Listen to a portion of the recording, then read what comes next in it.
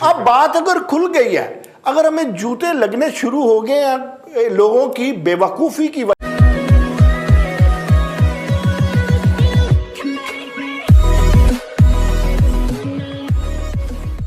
नमस्कार दोस्तों, अभी ये रिपोर्ट तो बहुत ही आम हो चुकी है कि जब चाहे तब कोई ना कोई कंट्री पाकिस्तान की एयरलाइन को बैन कर देता है। देखिए, यहाँ पर बात हो रही है अमेरिका की। इससे पहले मैंने टर्की का भी सुना था। टर्की, वही टर्की जो पाकिस्तान को कश्मीर के मामले में अनकंडीशनल सपोर्ट करता था। लेकिन फिर मलेशिया के साथ भी हुआ था कि एक बार पाकिस्तान का प्लेन गया, फिर मलेशियन पुलिस ने या फिर कहेगी जो भी उन्होंने जब्त कर लिया। क्यों? क्योंकि भाई वो प्लेन ही मलेशिया का था। पाकिस्तान ने उसको रेंट पर लिया था, पाकिस्तान की किसी कंपनी ने उसको रेंट पर लिया था और फिर वो घुमा रहे थे, लेकिन उन्होंने रेंट नहीं दिया था, तो इसलिए उन्होंने वहाँ पर कब्जा कर लिया। अब कब्जा तो कर लिया, लेकिन वहाँ की जो जनता थी, वो जो लोग थे वहीं के वहीं फंस गए थे। देखिए, पाकिस्तान के कारनामे। उसके बाद यूके, फ्रांस ने भी कई बार पाकिस्तान की जो एयरलाइन है उसको बैन कर दिया है या फिर कहीं कुछ समय के लिए बैन कर दिया है। कई बार तो ऐसा भी हुआ है, मैंने यूके की एक रिपोर्ट देखी थी जिसमें उन्होंने ये काउंट किया था कि भाई पाकिस्तान के जो पायलट्स हैं ना, उन्होंने जो एग्ज़ाम है वो डमी सर्टिफिकेट देकर यहाँ पर क्लियर की है। उनके सर्टिफिकेट जो है डमी सर्टिफिकेट है। पाकिस्तान के कारनामे। इसी के साथ ही वीडियो शुरू करते हैं। अमेरिका ने भी जी अल्हम्दुलिल्लाह पीआईए की परवाज़ों पे पाबंदी लगा दी है, लेकिन मेरे मबलग इल्म के मुताबिक पीआईए की कोई डायरेक्ट फ़्लाइट अमेरिका नहीं जाती। हाँ, कनाडा ज़रूर जाती हैं, और कनाडा भी चूँकि बर-ए-आज़म अमेरिका में ही वाक़या है और वही एविएशन के कवानीन जो हैं वो उन पर भी लागू होते हैं। तो मतलब इसका मतलब है कि जो अमेरिकन एविएशन अथॉरिटी की तरफ से जो ऐलान आया है वो अफेक्टिवली पीआईए की जो परवाज़ें कनाडा जाती हैं उनको मौसर करेगा ना। अमेरिका में तो परवाज़ों की हमारी बहाली नहीं हो सकी। हाँ, ईस्ट वेस्ट अमेरिकन जो एक प्राइवेट एयरलाइन है उसकी एक फ़्लाइट आती है, वो भी रास्ते में एक स्टॉप ओवर करते हुए आती है। डायरेक्ट फ़्लाइट कोई नहीं है ना अमेरिका की किसी एयरलाइन की to any station of Pakistan, और ना पाकिस्तान की किसी एयरलाइन की to any station of America. अगरचे प्रोपेगेंडे के लिए हम तो ब्लू एयर की भी चलवा चुके हैं, लेकिन वो सब झूठ है। कोई फ़्लाइट एग्जिस्ट नहीं करती थी कनाडा के अलावा। उस बर-ए-आज़म की अगर बात कर लें शुमाली अमेरिका के अंदर, तो वहाँ पे कनाडा में हम लैंड करते हैं, उस पर भी पाबंदी लग गई है। चाचू, आप तो पीआईए को एज ए जर्नलिस्ट कवर भी करते रहे हैं। ये जो इस वक्त सूरत हाल है और अमेरिका ने जो पाबंदी लगाई है, मेरा ख्याल है कि ये तो मरे को मारे शाह मदार वाली बात है। अभी हम यूरोपियन यूनियन ने अपने एविएशन के जो उनका अदारा है उन्होंने हमें कांटेक्ट किया है, यूके वालों ने किया है कि जी आप हमें इसके हवाले से जस्टिफिकेशन दें, और ऊपर से फिर एक और खबर आ गई। नहीं, ऐसे नहीं है। पीआईए को खसूसी इजाजतनामे के तहत डायरेक्ट फ्लाइट की इजाजत मिल गई थी।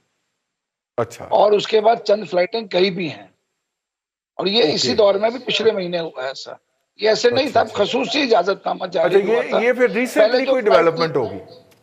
जी, लास्ट में। और पिछले और उससे पहले जो फ्लाइट थी वो बर्मिंघम या मैनचेस्टर रोक के जाती थी।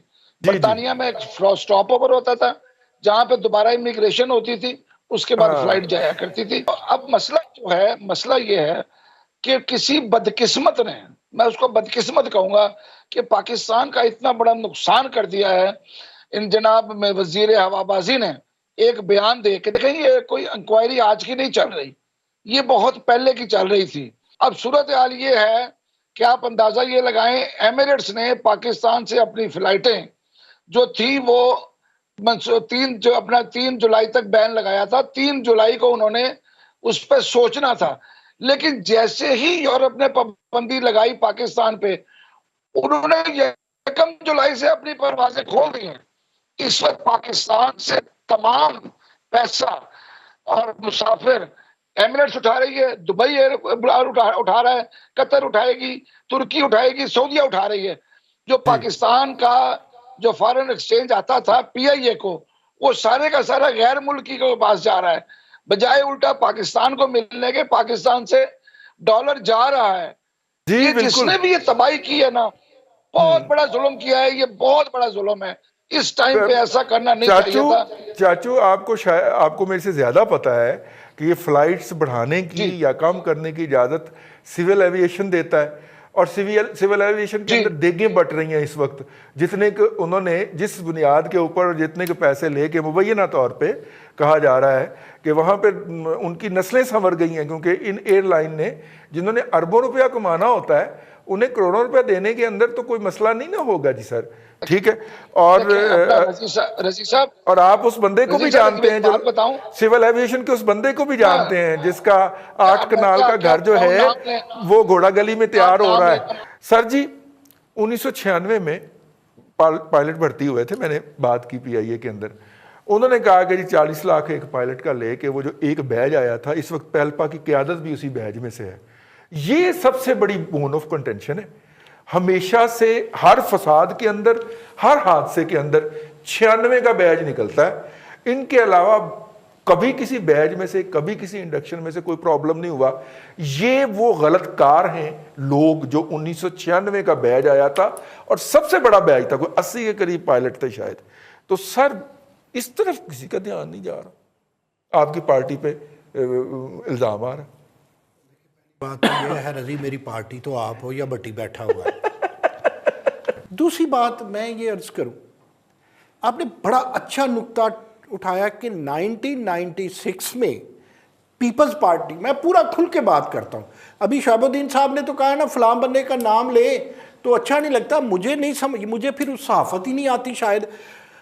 अगर देखें किसी भी स्टेट का सबसे बड़ा बुजुर्ग सदर होता है, प्रेसिडेंट ऑफ पाकिस्तान हमारा सबसे, हम ना जरदारी साहब को छोड़ते हैं, ना ममनून को छोड़ते हैं, ना अलवी साहब को छोड़ते हैं।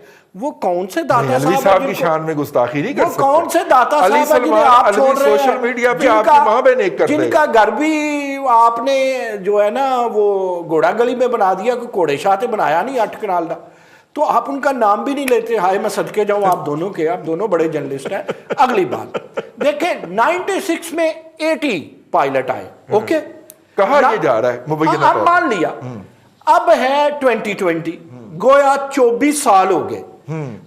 24 साल में तो यार जो गधा गाड़ी चलाता है उसे जहाज चलाना आ जाता है।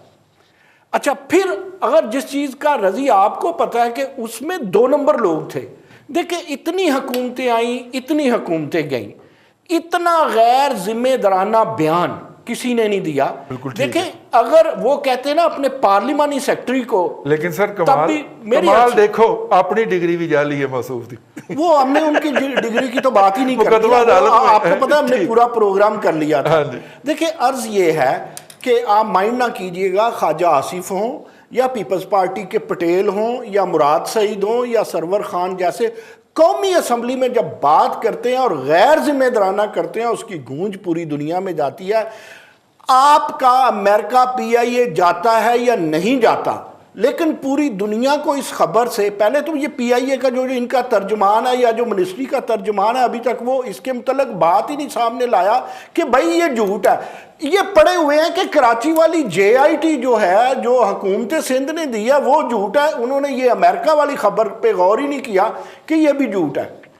आपकी जो PIA है, अभी शाह जी ने बड़ी खूबसूरत बात की, आपकी PIA हो या आपकी रेलवे हो, इसका जो ऑर्गेनाइजेशनल स्टेटस मौजूदा है ठीक उसमें, और जो इसका ह्यूमन रिसोर्स है, इसमें आप सैकड़ों अरब लगा दें, ये नहीं चल सकता। ये नवाज शरीफ हुकूमत को भी पता था, पीपल्स पार्टी को भी पता था, इस हुकूमत को भी पता है, लेकिन ये इतना अनपॉपुलर मामला है कि कोई इस तरफ जाता नहीं है। अब बात अगर खुल गई है, अगर हमें जूते लगने शुरू हो गए हैं लोगों की बेवकूफ़ी की वजह से, और वो भी कौमी असम्बली में खड़े होके, तो फिर क्यों ना PIA को ठीक कर लिया जाए। देखें इसमें रिसोर्सेज हैं, अगरचे ह्यूमन रिसोर्सेज कम है। आप दोनों PIA को बड़ा अच्छा जानते हैं, मैं तो जब भी सफ़र करता हूँ PIA में करता ही नहीं रहा, मैं पुराना डरपोक